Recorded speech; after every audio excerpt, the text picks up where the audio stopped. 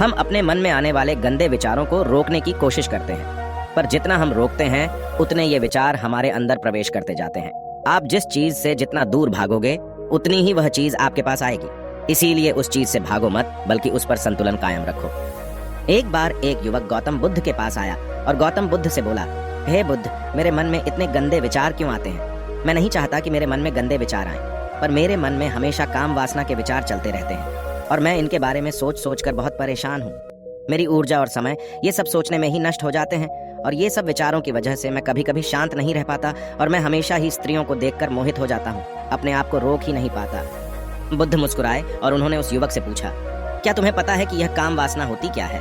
फिर लड़के ने उत्तर दिया और कहा, बुद्ध, मुझे तो नहीं पता कि काम वासना होती क्या है, परंतु हाँ, ये जो भी है बहुत बुरी चीज है। फिर बुद्ध ने उस युवक से कहा, सबसे पहले तो तुम्हें यह समझना है कि प्राकृतिक रूप से जो भी चीज हमारे अंदर है वह बुरी नहीं है।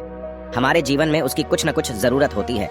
वासना कोई बुरी बात नहीं है, यह हमारे मन की एक भावना है जो हमें किसी न किसी चीज की कमी का एहसास करवाती है और फिर हम उस चीज को पाने के लिए उस चीज की ओर आकर्षित हो जाते हैं। जैसे अगर तुम्हारे पास धन की कमी है तो तुम में धन पाने की वासना उत्पन्न हो जाएगी। इसका मतलब यह नहीं कि वासना बुरी है, बल्कि यह तो हमारे मन के एक प्रकार की जरूरत का एहसास है और जब यह जरूरत शारीरिक हो तो हम इसे काम वासना कह देते हैं। युवक ने गौतम बुद्ध को कहा, बुद्ध, मुझे काम वासना का मतलब तो समझ में आ गया, पर आप मुझे यह बताइए कि यह आती कहां से है और कैसे आती है? गौतम बुद्ध ने कहा, काम वासना कहीं से आती नहीं है, यह तो हमारे अंदर ही होती है और इसका होना तो जरूरी भी है, तभी तो मानव जाति का विस्तार होगा। युवक ने कहा, जब यह हमारे अंदर ही है और जरूरी भी है तो फिर लोग इसे गलत क्यों बताते हैं? बुद्ध ने कहा, यही समस्या है, लोगों ने काम वासना को गलत तरीके से सोच लिया है, इसे छिपाने की और दबाने की कोशिश करते हैं। काम वासना गलत नहीं है, बल्कि काम वासना का गलत तरीके से प्रयोग करना गलत बात है। लोग जिसे पसंद करते हैं उसी के लिए जीने लग जाते हैं और उसके बारे में हमेशा सोचते रहते हैं, पर यह सब गलत है। बुद्ध ने युवक से कहा, क्या तुम्हें पता है कि जानवरों में भी काम वासना होती है? युवक ने उत्तर दिया, हाँ बुद्ध, जानवरों में भी काम वासना होती है, क्योंकि जानवर भी तो आखिर अपनी पीढ़ी को आगे बढ़ाएंगे। बुद्ध ने कहा, तो फिर हम जानवरों की काम वासना को क्यों गलत नहीं कहते? युवक ने कहा, मुझे नहीं पता महात्मा, आप ही मुझे बताइए।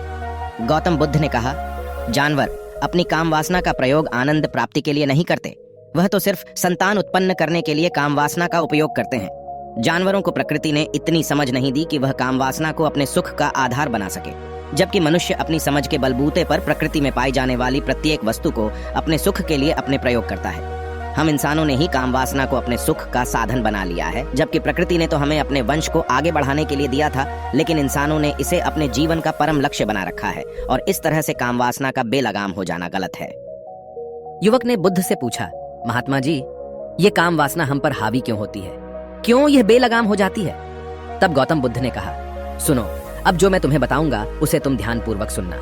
काम वासना का सारा खेल तुम्हें समझ आ जाएगा, तुम्हें तुम्हारे सारे सवालों का जवाब मिल जाएगा, बस तुम्हें ध्यान से सुनकर समझना है। फिर गौतम बुद्ध युवक को बताना शुरू करते हैं। एक बार की बात है, एक आश्रम में गुरु और उनके शिष्य रहते थे। शिष्य रोजाना आश्रम के बाहर स्थित गांव में भिक्षा लेने के लिए जाते थे। शिष्य जो गांव में भिक्षा लेने जाता था, उस रास्ते में एक नदी पड़ती थी जिससे वह रोज भिक्षा लेने जाता था। एक दिन उसने देखा कि एक लड़का पेड़ के पीछे छिपा है। उसने लड़के के पास जाकर पूछा, भाई, तुम इस पेड़ के पीछे छिपकर क्या देख रहे हो? लड़के ने कहा, अरे तुझे नहीं दिख रहा क्या कि मैं क्या देख रहा हूँ? तब शिष्य ने नदी की तरफ देखा तो वहां पर कुछ लड़कियां पानी भर रही थीं। लड़कियां 14-15 साल की होंगी। तब शिष्य ने लड़के से कहा, अरे भाई, वहां पर तो लड़कियां पानी भर रही हैं, इसमें छिपकर देखने वाली क्या बात है? तब वो लड़का शिष्य की तरफ देखकर उससे कहता है, अरे पागल, तुम्हें दिखाई नहीं दे रहा क्या कि मैं क्या कर रहा हूं? वह परियां कैसे नदी से पानी निकाल रही है, जरा उनकी अदाओं को देखो, उनके कोमल शरीर को देखो, उनकी पतली कमर मटके को उठाते समय कैसे बल खाती है और उनके बाल उनकी कमर पर कैसे लहरा रहे हैं, मानो सुंदरता बिखरी पड़ी हो। शिष्य फिर नदी की तरफ देखता है और इस बार वह देखता ही चला गया। अभी तक तो उसे कुछ भी नजर नहीं आ रहा था और वह बिल्कुल निर्भय था। उसे किसी बात का कोई डर नहीं था, लेकिन अब वह छुपने लगा और उन लड़कियों को देखने लगा जैसे उसने कोई अपराध कर दिया हो। और जब वो छुपकर उन लड़कियों को देख रहा था, तभी वो अंदर से कांप गया और उसने कहा कि यह मैं क्या कर रहा हूँ? मैं जो भी कर रहा हूँ वह सही नहीं है, मुझे यहाँ से चले जाना चाहिए। और फिर वह जल्दी से वहां से चला जाता है। फिर वह आश्रम पहुंच जाता है।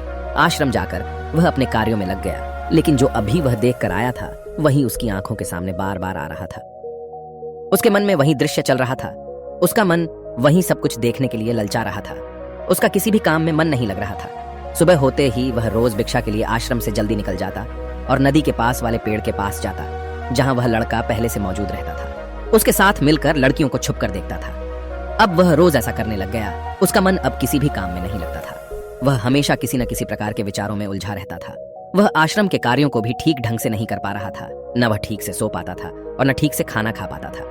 उसका मन बेचैन सा रहता था। उसका मन बार बार उन लड़कियों के सौंदर्य को देखने के लिए ललचाता था। जब गुरु भिक्षा देते तब भी उसका मन कहीं और विचारों में खोया रहता था। गुरु ने अपने शिष्य की इन हरकतों को देखा।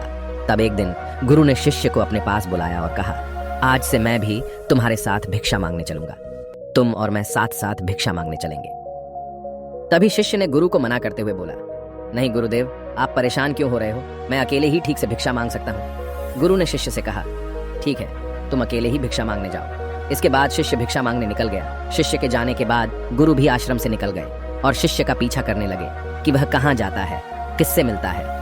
यह सब देखने के लिए उसके पीछे पीछे चलने लगे।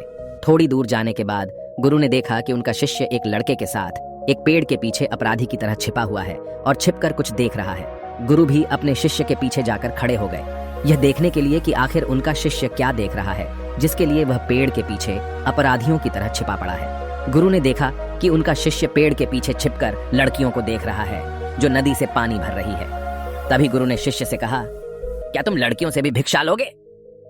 गुरु की आवाज सुनकर शिष्य का मन घबराया और उसके पसीने छूटने लगे। वह थर थर कांप रहा था, जैसे किसी चोर को पकड़ते समय रंगे हाथों पकड़ लिया हो। उसकी हालत खराब हो गई। वह कुछ भी नहीं बोल पा रहा था।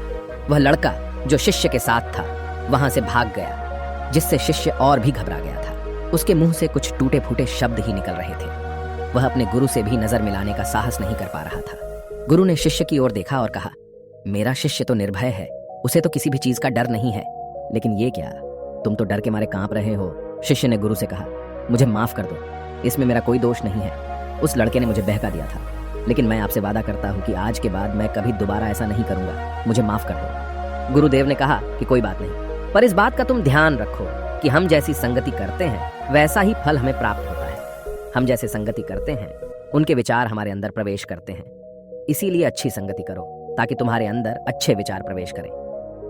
फिर गुरु और शिष्य आश्रम लौट आए और फिर से आश्रम के कार्यों पर ध्यान देने लगे।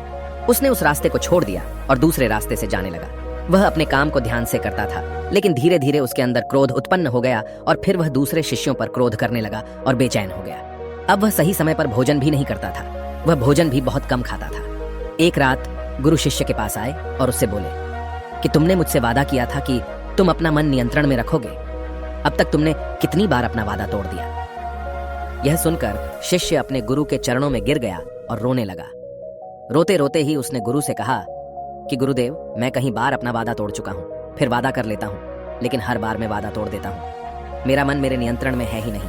मैं बहुत कोशिश करता हूँ कि मैं अपने मन से सारे बुरे विचारों को निकाल दूं, लेकिन मैं चाहकर भी ऐसा नहीं कर पा रहा हूँ। फिर गुरु ने शिष्य को कहा, चलो मेरे साथ। गुरु शिष्य को आश्रम के बगीचे में लेकर गए और शिष्य से कहा, देखो यहाँ पर कुछ नालियां बनी हुई है जिससे नदी का पानी इन पौधों तक आ रहा है और यह पानी निरंतर भाव से बह रहा है। क्या तुम इस पानी के बहाव को रोक सकते हो? शिष्य ने कहा, हाँ गुरुदेव, मैं इस बहाव को रोक सकता हूँ। फिर शिष्य ने मिट्टी उठाकर उस नाली के छोर पर डाल दी। वह पानी थोड़ी देर के लिए रुक गया और फिर थोड़ी देर बाद उस रेत के ऊपर से पानी आया। गुरु ने शिष्य से कहा, अरे ये क्या, ये पानी तो रुका ही नहीं। फिर से उसने कुछ कंकर पत्थर उठाकर उसे नाली में डाल दी और फिर थोड़ी देर के लिए पानी रुक गया, लेकिन फिर थोड़ी देर बाद ही उन कंकर पत्थरों के ऊपर से पानी निकल आया। गुरु ने कहा, शिष्य ये क्या हुआ? पानी तो फिर से आ गया। तुम तो बोल रहे थे कि तुम इसे रोक दोगे। क्या हम किसी चीज को पूरी तरह से रोक सकते हैं? तब शिष्य ने कहा, कोई बात नहीं गुरुदेव, मैं इस पानी को तो रोक कर आपको दिखाऊंगा। फिर उसने एक बड़ा सा पत्थर लेकर आया और उसे नाली पर डाल दिया। पानी रुक गया। तब शिष्य ने गुरु से कहा, देखा गुरुदेव, मैंने कहा था ना कि पानी को मैं रोक दूंगा। मैंने पानी को रोक दिखाया। आपकी बात मैंने पूरी कर दी। गुरु मुस्कुराए और बोले, अच्छा जरा ध्यान से देखो, पानी रुक गया है क्या? वो तो पीछे की नाली तोड़कर बाहर आ गया और अगल बगल से बह रहा है। और ध्यान से देखो, इस पत्थर के आगे भी आ गया और यह पानी अपना रास्ता बदलकर फिर से आगे की तरफ बह जाएगा। फिर थोड़ी देर बाद ऐसा ही हुआ। फिर गुरु ने शिष्य को समझाया, तुम्हारे साथ भी तो ऐसा ही चल रहा है। तुम बार बार प्रयास कर रहे हो, बड़े से बड़ा प्रयास कर रहे हो, पर हर बार तुम्हारा प्रयास टूट रहा है और यह हमेशा टूटता ही रहेगा। यह पत्थर तुम्हारा प्रयास है और यह पानी तुम्हारे विचार। तुम कितना भी बड़ा पत्थर रख लो, लेकिन पानी तो अपना रास्ता बना ही लेगा। ये देखकर शिष्य ने पूछा, हे गुरुदेव, क्या कोई तरीका नहीं है जिससे मैं गंदे विचारों से बाहर निकल सकूं? गुरु ने कहा, एक तरीका है। यह पानी जिस नदी से आ रहा है, तुम वहां से इस पानी का रास्ता ही बदल सकते हो। फिर शिष्य ने विचार किया और कहा, मेरे मन में तो यह बात आई ही नहीं, इस पानी का बगीचे में जाना जरूरी भी है। गुरु ने कहा, और उन पेड़ पौधों में कुछ ऐसे हैं जिनको रोज पानी की आवश्यकता है, वो तो मुरझाकर मर ही जाएंगे, पानी तो हमें खोलना ही होगा। शिष्य ने गुरु की बात सुनकर पानी का रास्ता खोल दिया। तब गुरु ने पूछा, अगर हम इस नदी के पूरे पानी को बगीचे की तरफ मोड़ दें तो क्या होगा? शिष्य ने उत्तर दिया, गुरुदेव, वहां पर जितने भी पेड़ पौधे हैं वो सब गलकर नष्ट हो जाएंगे और वहां पर कुछ नहीं बचेगा। गुरु मुस्कुराए और बोले, तुम इस बात को समझो, हमें किसी भी चीज को रोकना नहीं है, बस हमेशा संतुलन बनाए रखना है। कम पानी से भी पौधे नष्ट होते हैं और ज्यादा पानी से भी पौधे नष्ट होते हैं। हमारा जीवन संतुलन से ही चलता है।